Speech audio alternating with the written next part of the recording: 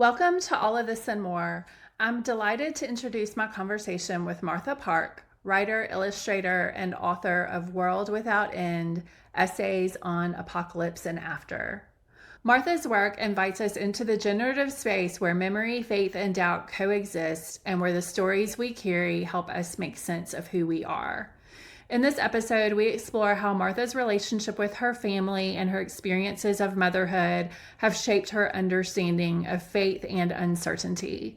Martha speaks candidly about the ways memory, sometimes elusive, sometimes vivid, can be both a comfort and a challenge, especially when grappling with trauma, loss, and the mysteries of belief. We discuss the role of narrative in forming identity, the freedom found in embracing uncertainty, and the ways both faith and doubt can be sources of growth and self-knowledge. Martha's reflections on collective memory, ancestral stories, and the complexities of spiritual life invite us to dwell in the questions while honoring the unresolved and recognizing that becoming whole often means living with paradox. Thank you for joining us for this honest and thought-provoking conversation about memory, faith, doubt, and the ongoing work of becoming our full selves. You can learn more about this episode and Martha's writing and work at allofthisandmore.com. Welcome to All of This and More. I'm Charlotte Donlon, and I'm so excited to be talking to Martha Park about her new book, World Without End. Martha, for those who aren't familiar with you and your work, can you provide a brief bio? Yeah, so I'm a writer and illustrator based in Memphis, Tennessee, and my first book is titled World Without End, Essays on Apocalypse and After. It's a collection of essays and illustrations that was published by Hub City in May of this year. Before we dive into some questions about your book, which is beautiful, by the way, I'd love to hear a bit about your writing and reading life and some of the ways that you find belonging for your creative life and beyond. So my first question is, how do writing and reading help you belong to yourself, others, and the world? It's a great question. I think as far as belonging to myself, I definitely feel my most centered and present when I have a writing and reading practice. And as far as belonging to others, I think quite literally, I spend a lot of time reading to my son, which I'm really enjoying. He's getting into chapter books, and I like that. It's my first experience with these longer books of us kind of inhabiting a world together through a book, and I'm just obsessed with it. And I think belonging to the world, I spend a lot of time, I have two small kids. I work from home, and I spend a lot of time alone. And a lot of my kind of mental, engagement with the world right now is through reading and absorbing other people's stories. And so in a lot of ways, reading feels like a kind of just lifeline into a larger world outside of the kind of world of small child parenting I'm in right now. Yes, I totally get that. And since you're a visual artist too, can you also tell us a bit about how making art, making your illustrations helps you belong, and how that piece fits in? I think that I've always made art. And as soon as I got pregnant with my son, I got rid of all my art materials and bought an iPad because I was like, I'm not going to fight this. I'm going to make this easy for myself. And I think writing requires a lot more time to allow associations to build and accrue and to have the quiet to kind of discern what I'm actually trying to do. And with illustration, I love that I can just pop out my iPad and draw at any time. It can be in the dark. I don't have to make a mess. And it just allows me to kind of keep that thread of creativity and also just a creative engagement with life and with the world in a way that's a little bit less demanding of my time and presence than writing can be for me. Okay. And what art did you make before you did illustrations on your iPad? Yeah, so previously I have done my background from college is in printmaking and fine art. And then around 2015, maybe, I started doing more graphic essays and comics still on paper. And then I gradually was learning how to do that more digitally. but I was still kind of like drawing images on paper, scanning them, a lot of times adding the text digitally, but it would be like handwritten.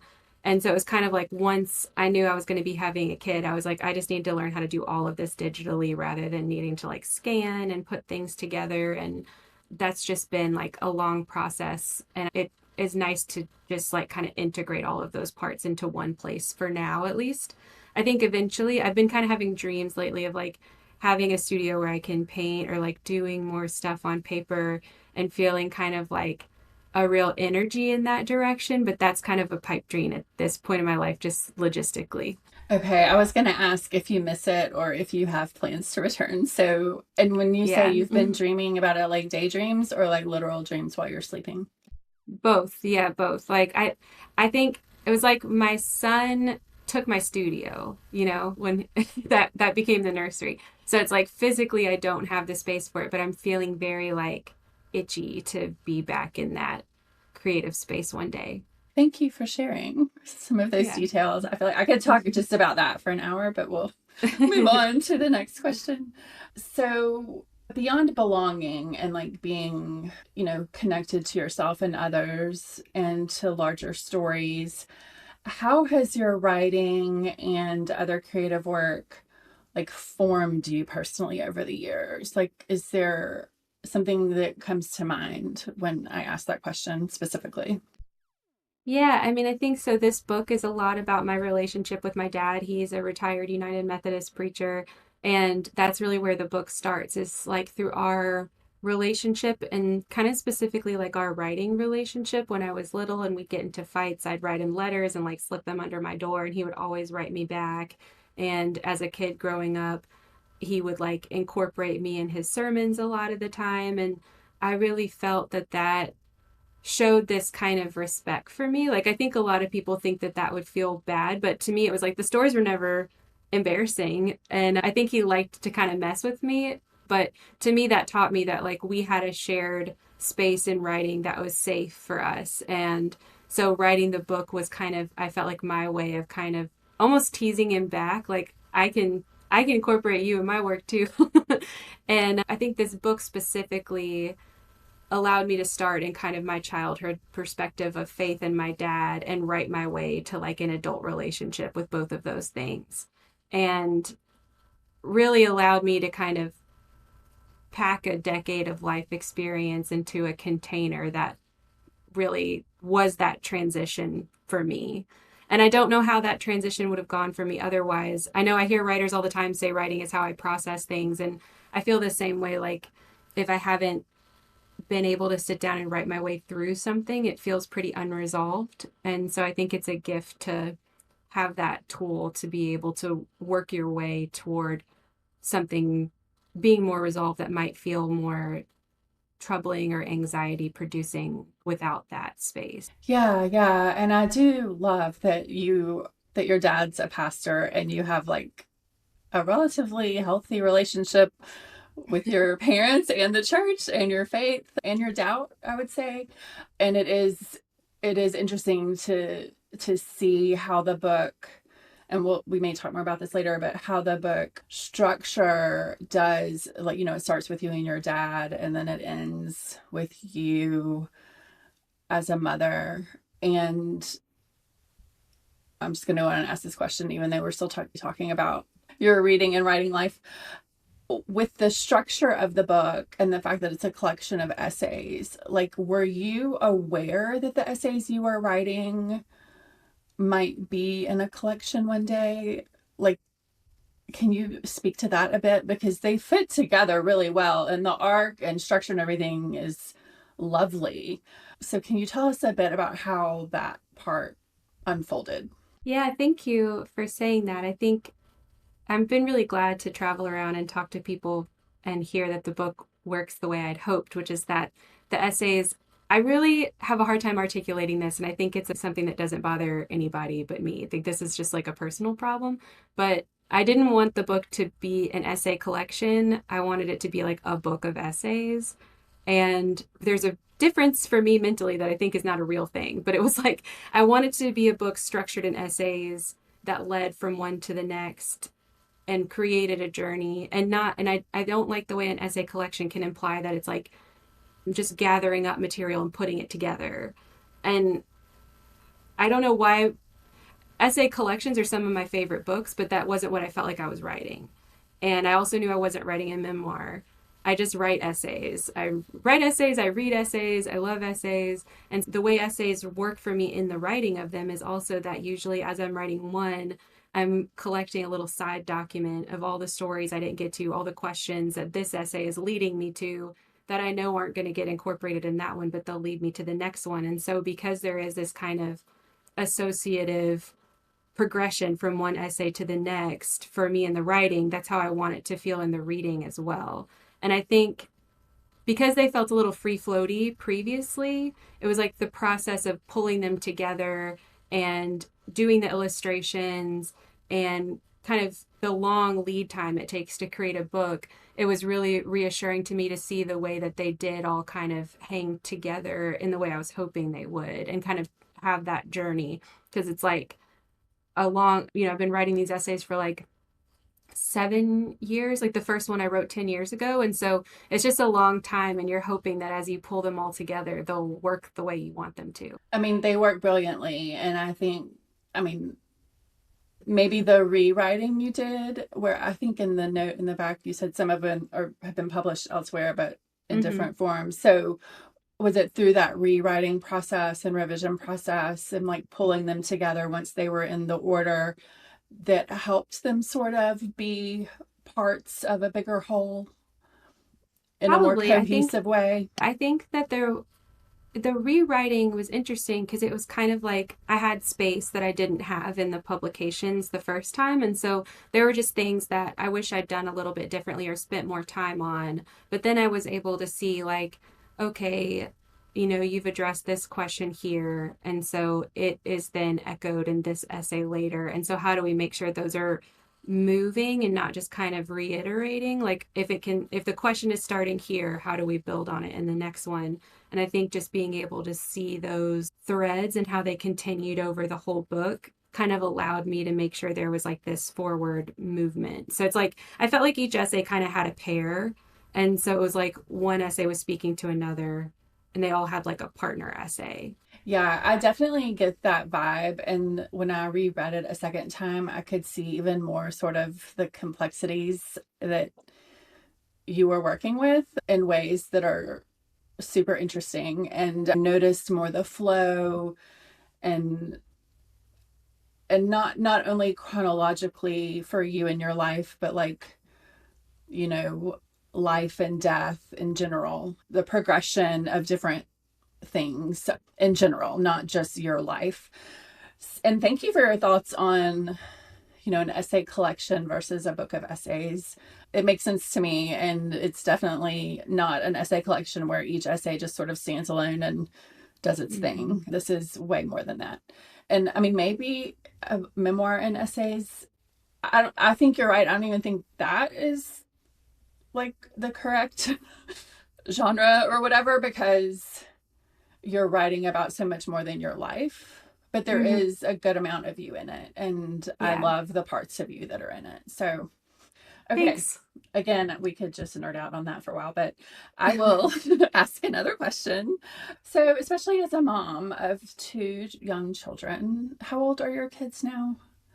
My daughter is turning 1 tomorrow, Oh, wow. and my son will be 5 in September. Okay, well, happy birthday to your daughter. What aspects of the writing and creative life deplete you, and what aspects nourish you, especially right now in this season of life? I think right now I'm finding the fragmented nature of time is not really conducive to some of the things I'm trying to start new right now. I think getting enough momentum to be sure that you're working on the right project is a hard part to get to when your time is very fragmented. I've been trying to work on something for a couple of years, but really since like January, trying to really get it going. And this is just not, especially in the summer, it's not going to happen. And I don't know if I actually find that depleting. I think I find fighting that depleting. And if I can just accept it and roll with it, it's better for me and for everyone, even if it means the writing doesn't get done right now. Um, and I think, what was the second part of that? Nourish, and what was the other one? Yeah, what Is nourishes it you and what depletes you? Yeah. depletes you and nourishes you? Okay, so nourish. I think probably what is nourishing me in this season is to allow myself to make whatever small starts and small steps toward a project I can, and to not feel bad that they're small. And I feel very grateful for the mental space I'm in after like a book coming out and having the most intense part, because I think Colin was very worried I'd have some kind of dramatic ego death and like spiral into depression. And I just feel so happy that this book exists, and I don't feel any kind of like next project pressure, but I do feel like I am in summer, and summer camp kid schedules are a thing. And that's just kind of grounding me in real life. And that what is the most nourishing thing for me right now is just to allow myself to live the life I have and to make the art I can make, and to not put too much pressure on what that should look like. Yeah, I love that. And something I say often is that all of life is the writing life. So I would tell Mm-hmm. you, if you were a client or just in this conversation, like summer is part of life. And while you aren't getting to write as much as you prefer, everything is still forming you to be who you will be when you do have the time to write more of what you want to write. And it sounds like you're already sort of embracing that idea with, what did you say? It would be depleting to fight it. Yeah. So like accepting that this is where you're at for now. And I mean, I'll be honest, my kids are 22 and 20. I didn't like summers, like in general. I didn't start writing until I was in my 30s, but I never liked summers because Yeah. there's not much structure. There's all this stuff, they're home more. I love them, but it's like the energy is different. So summers were always very hard for me. And part of what I'm trying to learn now is like how to embrace summer and enjoy the good things of summer without like thinking it's terrible. Yeah. Well, it's like physically brutal in the South as well. So, Yes, there's that too. And I think people in the South, especially like they drive more aggressively. Like it's just more intense in the summer because uh-huh. everyone's Yeah, I so think hot. like by September, everyone's like a little insane and exhausted, and it's just a hard time. And so I think of summer now as kind of my like hibernation period instead of winter. And it's like, this is kind of the gestating, seeing what ideas come up, not necessarily the actually bringing things to life and finishing them season for me. Yeah, yeah, that's interesting how instead of things like growing and like clearing out the weeds and playing like your garden, your writerly garden has a different season structure than like the Uh-huh. natural Yeah. world, which is a good thing to know. Yeah. Um, okay, so let's go in and start, you know, talking more about World Without End. I'd love for you to share a bit about how the book came to be. And I mean, if you've been writing it for 7 years, there's a lot you could share. Just anything you choose to share. Yeah, so the first essay in the book is from my thesis in my MFA program at Hollins, which I graduated in 2015. So it's been around a while, and I always knew that that essay was going to be like an introduction to whatever was going to come after it. It just felt like it introduced me and my dad and our relationship with each other and with faith, and that it was kind of the intro. And it wasn't until like 2020 that I kind of figured out what the book's shape was going to look like. I had tried to write it as more of a memoir about going to my dad's church for his last year as a pastor, and I'm just not a memoirist. I don't have that much to say about myself until I'm kind of in conversation or in community with other people. And so in 2020, when I was pregnant with my son, I wrote a couple stories for the Bitter Southerner. One was about the Ark Encounter, and the other one was about this rare tree in Florida, which is so funny because it's like that was such an isolated and isolating period, but it was when I really started writing like reported essays and seeing how much other people's stories allowed me to have more expansive questions and also have more insights about my own experience than if I was just writing about myself. And so, kind of since 2020, I had been incorporating like reported essays and journalism into the book. Then I think the last piece in the book is the last one I wrote, and it's about giving birth to my son. And we had a very traumatic birth experience that kind of altered my perspective on faith. And also, it took it takes the book on a journey of being very in my brain to like in my body. And so it felt like the right ending for the book. And I think I wrote that in like 2022, 2023. So then the last couple years have been just kind of editing it and pulling it all together. But that was kind of the shape is just kind of moving from a personal story to a more like outward looking story and then trying to kind of integrate that all together. Yes, and I again, I mean, I said this before, but the different movements you do throughout the book are just really lovely. And Thank you.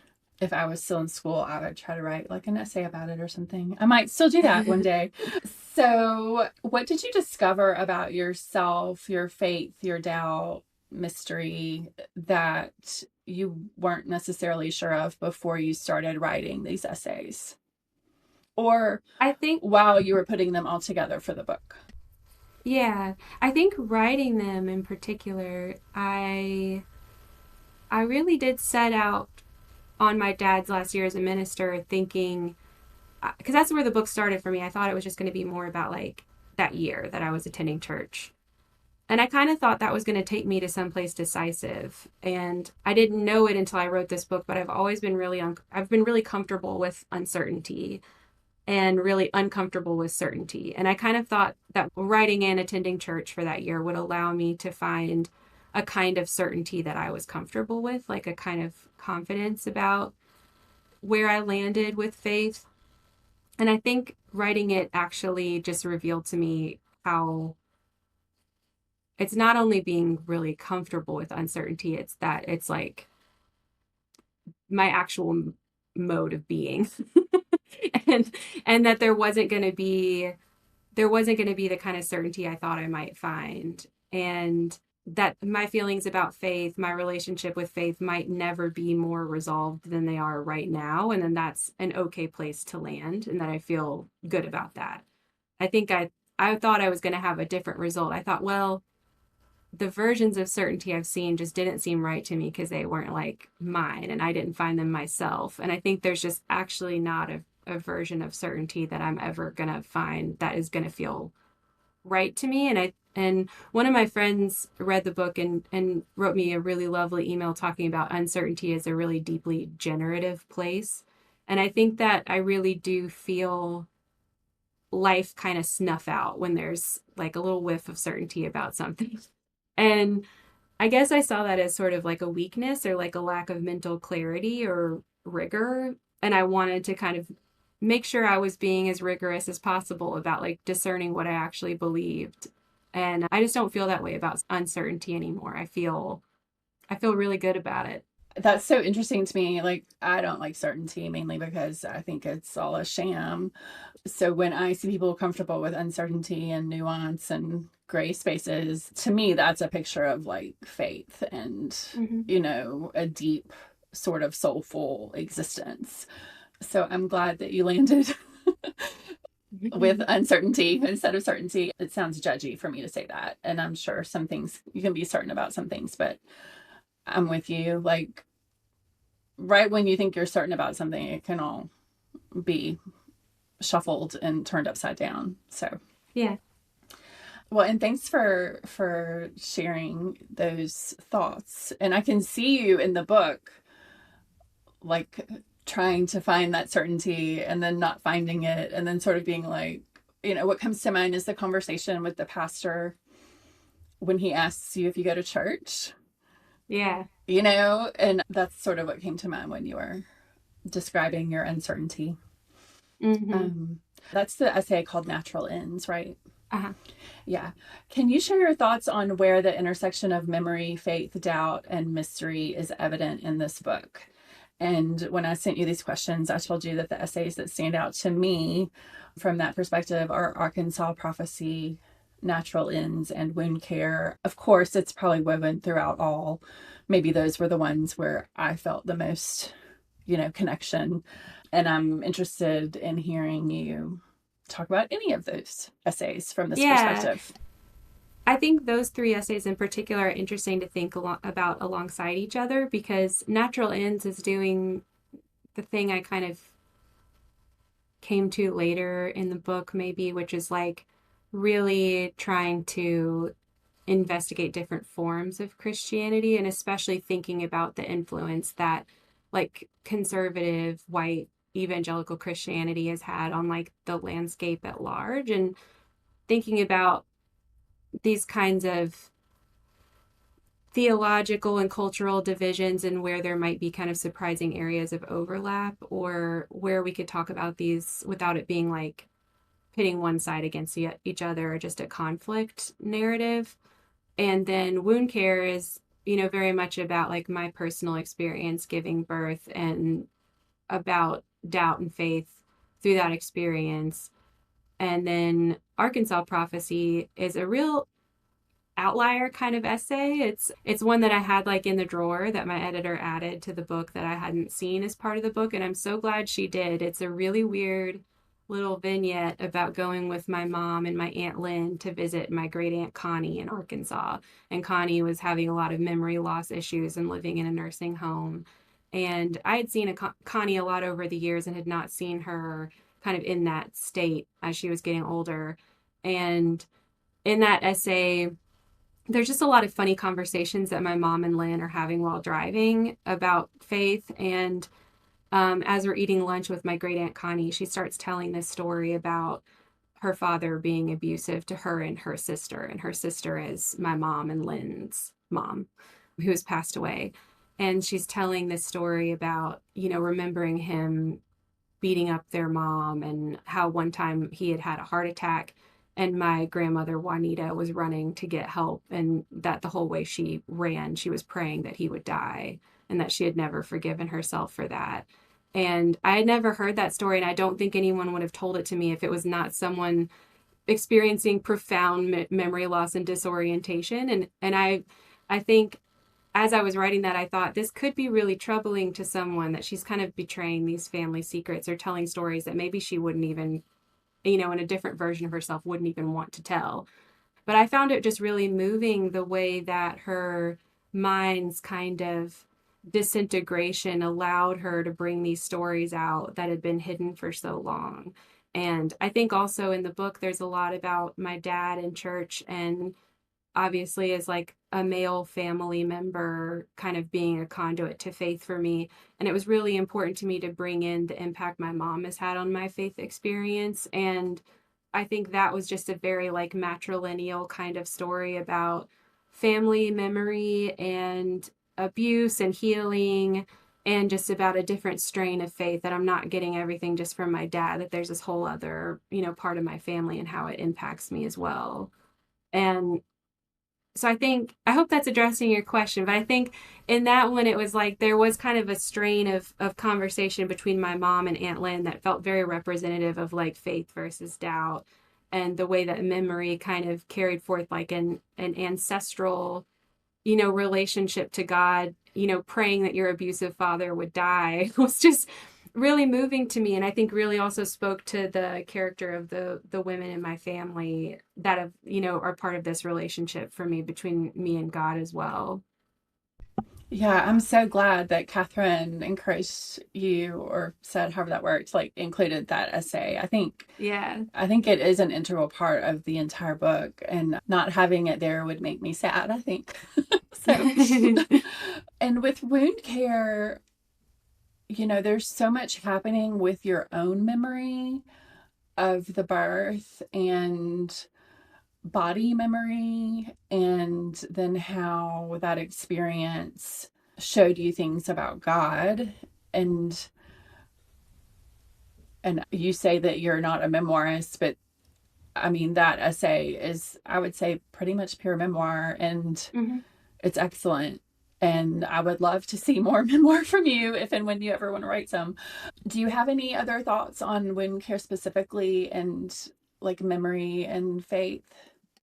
Yeah, I think probably the inverse of Arkansas Prophecy in some way, because that essay is so much about memory and kind of memory being like loosened. Like even as she's struggling with day to day memory, her long term memories of these traumatic experiences are kind of just coming out at lunch, just unbidden in the middle of everything. And in wound care, I kind of start the essay where I'm trying to piece together like a birth story that I'd read a lot about, like birth stories. I had a doula, going into birth, and we did a lot of work preparing, kind of like setting a narrative for what we envisioned birth might be, to kind of like hope it would guide us. And then I emerged from my birth experience with like, to create a narrative out of it just seemed laughable. I was like, I don't even know what that means, what that would look like. And I had these black holes in my memory of the C-section that I had. And I got a new doctor afterward who requested the hospital records and was the one that let me know that my doctor had given me ketamine without me knowing. And so she was the one who told me, like, you are not going to get those memories back. That's just gone. And it was such a gift because I had been struggling and struggling to kind of try and create this narrative, and it just wasn't going to happen. And I think that it taught me a few things. Like, I was trying to redeem a story that wasn't going to be redeemed. Like, that experience was not going to be made into a story. It was never going to be a story that helped anybody. And I think for me, as someone who's spent years writing this book and trying to piece together kind of a narrative about faith, it allowed me to kind of wash some of those expectations away for that project as well, and say, well, here are all the pieces I've got. And it's brought me to this place, which is just one of many places. And that it's not necessarily a neat narrative arc in the way some people might expect or hope for either. It also just, it allowed me to be comfortable with that idea of no like ultimate arrival, that I'm in the place I'm in right now, and that's not the end of the story. It's not mapped on a specific narrative arc, but it's enough for me right now. And so that experience of just thinking about narratives, narrative structures, the pitfalls of narratives really applied to like my healing after that birth experience, and into just trying to articulate the effect it had on my experience of faith, but also the effect of the whole project of trying to write a book about, hoping I'd land somewhere and not really landing there. It feels very freeing. Like, Mm-hmm. did you experience that as moving toward more freedom with all of this and less Yeah, I think pressure? so. Yeah, just kind of releasing myself from my own expectations for where I would hopefully end up. I think I just found it exhausting when I thought there was like an answer to be found or a certainty to be found. It seemed very exhausting to be always questioning things. But when I released that expectation, then the questions just are life-giving and exciting and are the actual arrival I was hoping for. It just wasn't where I thought it might be. Yeah, thank you. I want to hear a couple of excerpts from the book using some prompts I gave you. But before we do that, I have one more question about your understanding of the James River and rivers in general. I'm just interested in that image and how it's transformed over the last 5 years for you since your son was born. Yeah, so our son is named James River, and we named him after the James in Virginia, which was a river that just kind of like changed my life and my relationship with the natural world. And we left Virginia and moved to Memphis, which is on the Mississippi River, which is a totally different experience. And I think the James appears to me a lot in my kind of relationship with the natural world here, and how much I miss that experience of being able to like really access water there and live in water there in a different way. I really miss that. And I think I was really glad I was able to bring the James River into that last essay. And it's interesting because the project I've been trying to write for a couple years now here is about the Mississippi River, and growing up with kind of these family stories about it flooding, the stories of floods, and the fact that, for the past few years, it's shrunk down through drought to where it's measuring like negative 11 feet, and kind of how the natural world and rivers specifically um, kind of for me illustrate the way that the stories we inherit from our families of a place, radically don't align with the places we're living in now, and how that kind of illustrates the changes that the world is going through with the climate crisis. And I've returned, to this kind of like ancestral homeland where none of the stories I've inherited from my family align with the place we're actually living in now. And that's just a very like uncertain, like we're in the middle of that story and don't know where it's going to go. I think rivers, they often seem like that kind of like there's a reason we call them bodies of water. Like I think we just have like a very deep like human relationship with bodies of water, and that with rivers particularly, like they allow me to understand my life in the world in different ways that I'm really grateful for. Yeah, thank you. I love that you're going to be writing more about rivers, hopefully, in the coming months and years. So I'd love for you to read 200 words or so from the book that represent, at least in part, the mind, body, and soul space you're inhabiting right now. Not that it would be a complete picture of anything, but just a glimpse. Yeah, it was interesting that you mentioned this because I think a lot of times I feel like I'm in such a different place right now than I was when I wrote wound care, but I'm currently going like figuring out some autoimmune stuff that I've been dealing with, kind of it always kind of changes and takes new forms and you have to reevaluate everything. And I get really sick of that kind of pattern. And so wound care is still kind of speaking to me. So I don't know if this is 200 words. I'm just going to read what I've got here. Okay. In The Body and Pain, The Making and Unmaking of the World, Elaine Scarry describes pain's resistance to language, which she argues is not simply one of pain's incidental or accidental attributes, but is essential to what it is.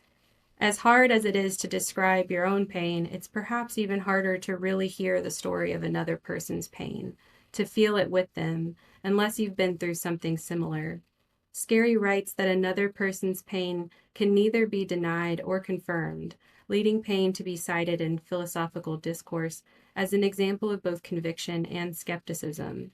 To have pain is to have certainty, she writes. To hear of pain is to have doubt.